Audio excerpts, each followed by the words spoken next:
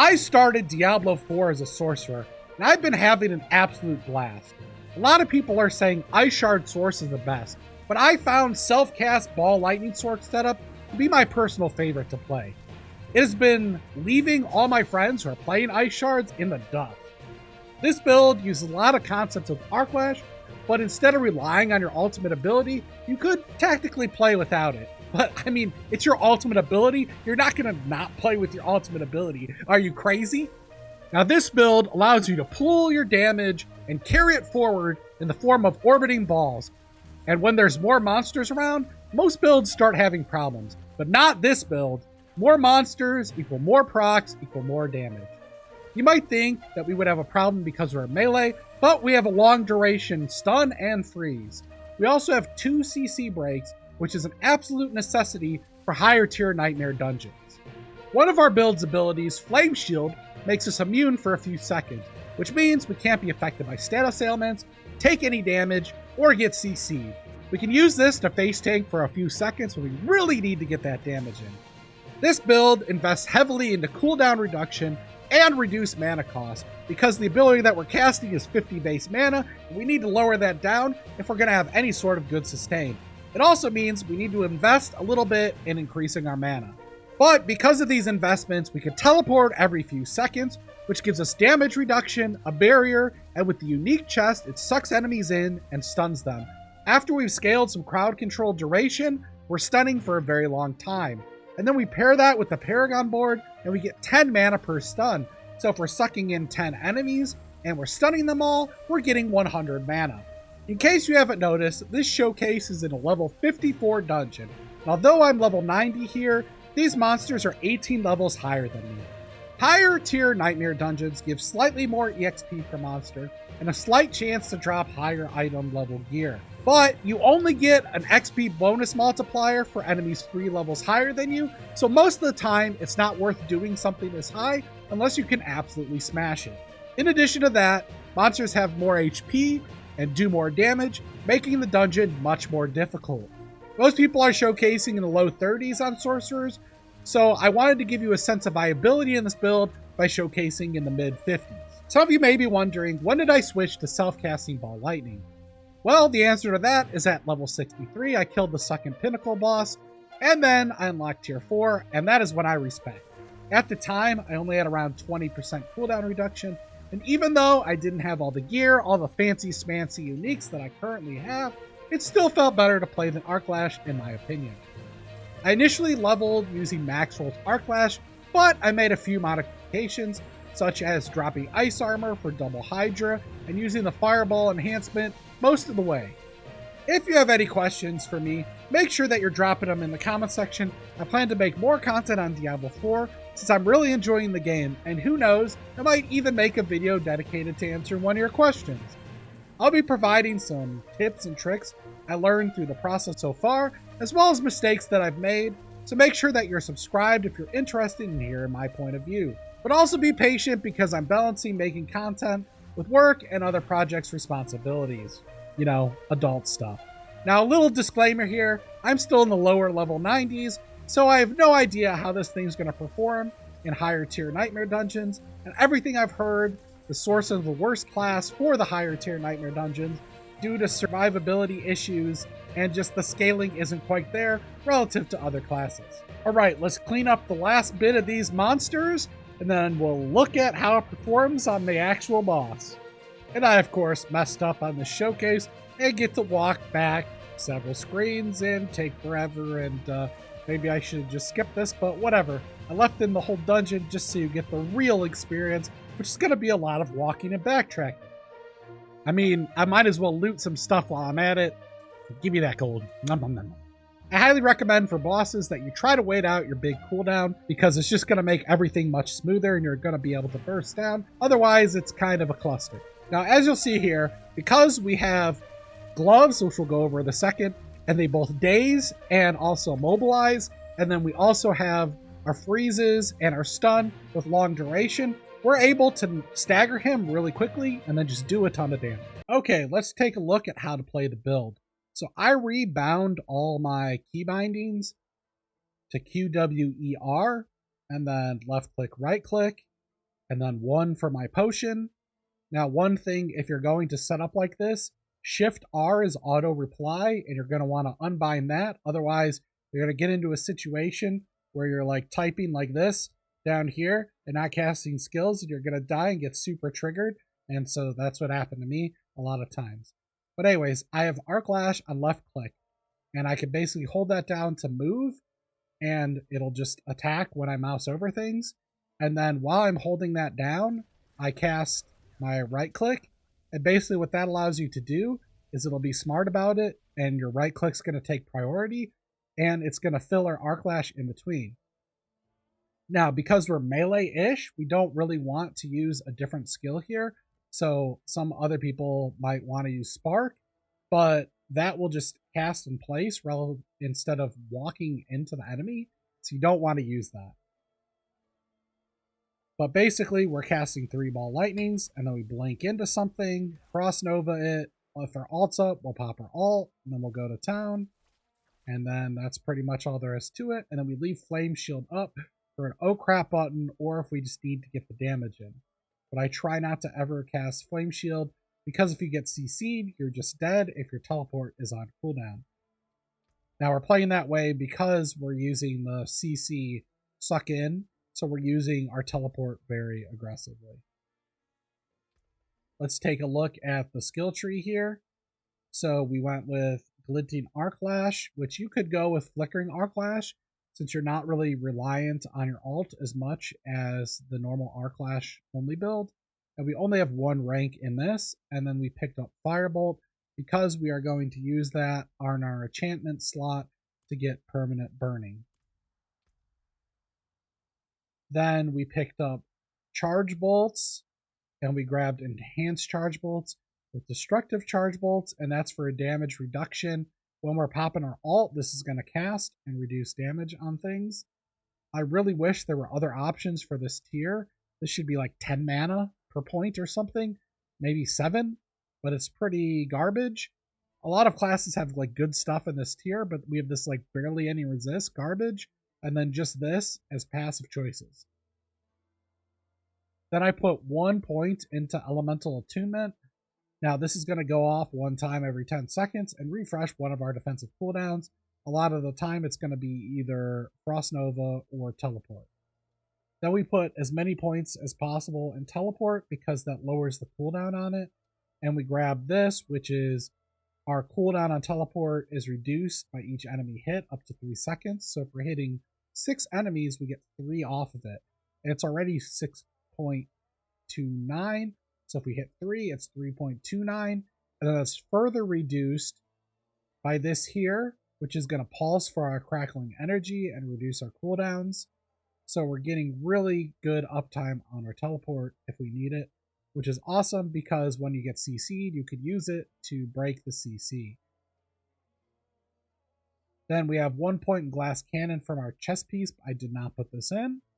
We have Flame Shield, and I grabbed the movement speed while it's active, and this heals you for 50% of your missing life, which is way more than a potion, so you can get down to like 20%. You pop this for the immunity, and it's going to like almost top you off. Especially if you have a lot of bleeds or poisons or something like that on you, it's going to heal you and block that damage. Then we have Frost Nova with this freeze thing, and more importantly, the vulnerability. This is our only source of vulnerability, which kind of sucks on the sorcerer because vulnerability is a huge more multiplier, and you really just need it in just about any build. Then I went with Lightning Spear, and I grabbed this because it's going to increase the crit chance every time it's critting. But more importantly, the stun. This stun is so good early on because it's going to stun range things off screen for you so that it can't attack you or hurt you. And if it's nearby, it's also going to give you 10 mana because of the Paragon thing that I grabbed. So just very good utility for survival there. Then I grab this Align the Elements, just 1 point, which is going to go up and give damage reduction. We grab the Maximum Barrier here, which is 3 points. And then we also grab this, which is going to give us a 15% damage reduction for 5 seconds when we spent 100 mana. And we're just dumping mana all the time. So that's going to be up all the time. Then we grabbed 1 point in Pyromancy and 3 in Devouring Blaze. But you can see here that I actually have 3 points for my amulet, so it's at 6. And if they're immobilized, it's a 150 times multiplier, not plus. So you basically multiply your crit multiplier by 2.5. And we're getting immobilized here from the gloves that are going to proc on this lucky hit.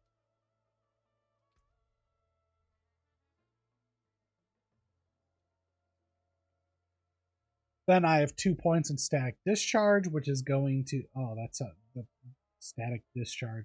Yeah, sounds gross. But critical strikes with shock skills have a chance to give you crackling energy. And then when we're picking up crackling energy, we're getting 12 mana back. And then we have this node here that if the Ball Lightning hits 4 times, you get a crackling energy if you cast Ball Lightning. So you could potentially get like 2 from a Ball Lightning. And then we put as many points into Ball Lightning as we can. And this is important to note here because Ball Lightning's damage rate is increased by your attack speed, making attack speed a really, really, really good stat. Then we grabbed Unstable Currents with increased attack speed here. Remember, this attack speed multiplier is going to multiply the damage here for attack speed bonus here, Ball Lightning, very strong. And then this is also going to make your crackling energy pulse periodically. That's very good on bosses because you're not going to be getting as much crackling energy. So you want it to pulse because of this overflowing energy, which is reducing your cooldowns on elites. Then we grabbed 1 point in this crit stacking thing. And more importantly, we grabbed 15% less damage for 7 seconds after being critically struck by your shock skill. So we're doing less, our enemies are doing less damage from that. And remember, we also have this reduced damage here.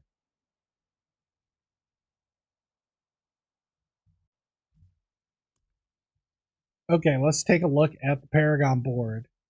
So I went this way to get maximum light, or max life and the damage, pretty typical. I put the crowd control one in here, and it's increased damage against stun or frozen.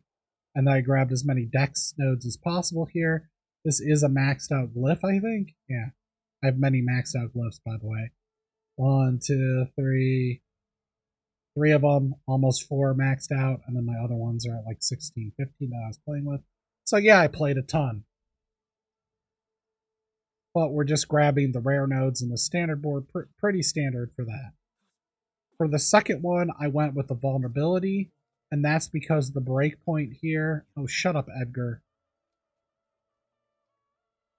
This gives vulnerability for the second bonus, and I'm multiplying that with this node by 125%, giving me extra vulnerability. And then we got some extra cold resist and intelligence as well on both these nodes. And then I also put this board here so that I can make sure that I get the vulnerability bonus from this as well. So we basically just are grabbing vulnerability, and then we're getting out of the board as soon as possible. By the way, I will have a link to the planner, so you could just look at that. But please leave a like on your way out of the video if you're just going to look at the planner. So we went over here and grabbed attack speed, because attack speed very, very important. And this is like one of the only places other than gloves that we can get attack speed and a legendary and our ultimate. So we went that way. And we eventually went over here and grabbed mana because we just needed to sustain mana. We didn't go there initially. And then I didn't even travel down here. I just didn't have enough points, but we went here, grabbed the int and these dex nodes because we needed it for this. So that now this is the burning damage one that I grabbed. And then so now we're into the burning damage, and you got to get this one because it has reduced damage from elites and a little bit of armor. I really need to pick up this little bit of armor nodes here because armor is just really good. And resists are crap right now. But we went into here. We grabbed some reduced damage from burning. I might swap this glyph out. See, I'm leveling this one. Damage reduction from close enemies. And then there's another one. That's this one. Grants bonus. And then barrier while... damage reduction while you have a barrier. I was thinking of going for that, but the diminishing returns are just so bad on all these mods that I kind of just decided screw it. I'm just going to keep this here and have the mastery damage. But look at this high-end glyph. 138.6 mastery skill damage. Pretty nuts. And actually, if I swap that over to here and grab the int nodes, I think I can get an extra 5, making it like 147 or 148. Really crazy.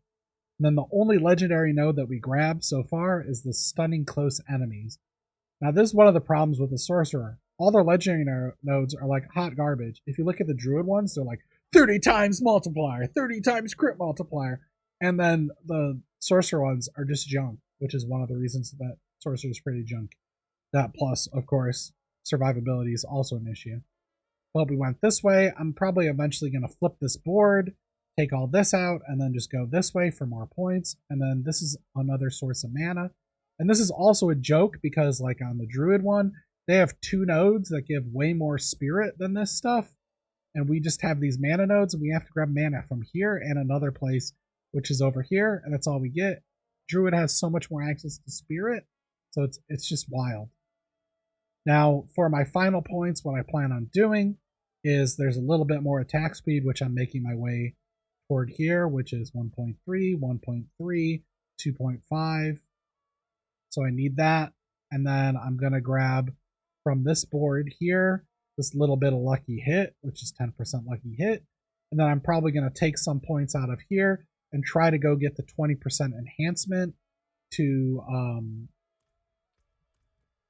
these enchantments so that the ball lightning will trigger more on the crit. So that's kind of my plan of where I'm going with the Paragon. Then item-wise, I have Lucky Hit on Barrier, Crowd Control Duration, Cooldown, and then this is left over from my other one, which is Basic Skill Attack Speed.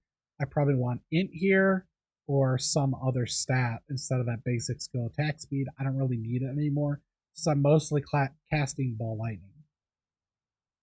Then No Brainer, our unique chest, that's going to give our teleport a stun.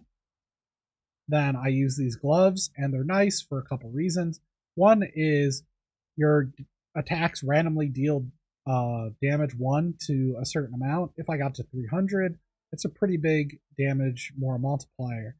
And then it also is giving us primary resource and healing us. So when we're in melee and our barrier goes down, we have a chance to just auto heal that life. Very, very strong.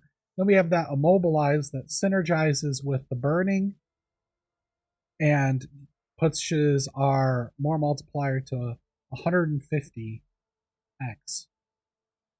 Then for pants, I went with Ball Lightning, damage reduction close, damage reduction burning, and I happen to get injured here. I'd rather have percent armor or just generic damage reduction or like int, but you know, it is what it is. Then we went with unique boots, and I found 7 pairs of these boots, and this is the best roll that I got, unfortunately. So I could get more crit chance based on the movement speed from that. But these boots make us really quick, especially when we're evading, and that increases our crit chance while we evaded. So make sure you're evading constantly while you're in monsters. Then my weapon, unfortunately, I have not been able to replace this weapon. I've never been able to get these stats again. And I got this at what level? Level 80. So almost 15 more levels, and the EXP went way up, and I was not able to replace this weapon, so I can get a ton of damage by replacing it. It just, I've been unlucky. But we went with this Ball Lightning orbits you, but in exchange, it deals decreased damage. Now, the downside of it orbiting you is if you're close to a wall, it's going to glitch out. So if we, okay, this one doesn't do, okay, this one does. See that? The wall there, it's just going to eat it. And the suppressor, it counts as a buff, and the suppressor can attack you, and unstable currents will go off, and your Ball Lightnings will go off. So you need to pre-cast Ball Lightning and then stun or freeze the guys with the bubble, or you're going to have problems. Then we got the more multiplier here for immobilized, stunned, or frozen, and we're doing all 3, and supposedly this will apply 3 times. I don't know why, and but it does apparently. But we went with reduced mana, devour and blaze, cooldown reduction movement. We can also have, instead of movement here, defensive skills, which would reduce the cooldown of the defensive skills and increase the duration of our immunity, which would be really good. So I might prefer that in the future, but movement speed, not bad at all either. Or maybe mastery skills instead. I still need to re-roll this, but this is like 9 million per re-roll right now for me, so I need a little bit higher mana cost reduction. Then my ring is crit, crit strike, crit vulnerability, so very, very good ring here. And then I need another identical one of these, essentially. Now, the best I found was a lucky hit here. I had another one that had life on that I was using instead of the lucky hit for a while, but I went with this one because it gave shadow and poison resist, and it's nice to fill in those resists a little bit, even though resists aren't that good. Then for my offhand, you want cooldown with a good cooldown reduction roll, and then you want crit and reduce mana cost, and then you probably want crowd control reduction for the barrier, or you want int. Sorry, not crowd control barrier, lucky hit barrier. But a good crowd control roll isn't bad on this either, but I only got a 9.8%. So that's how my gear is set up. And we're kind of do most of our damage when things are stunned.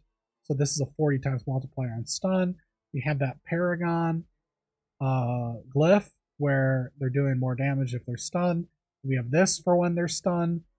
So just we're really reliant on stunning them. That's why you saw my damage go way, way up when the boss was actually staggered.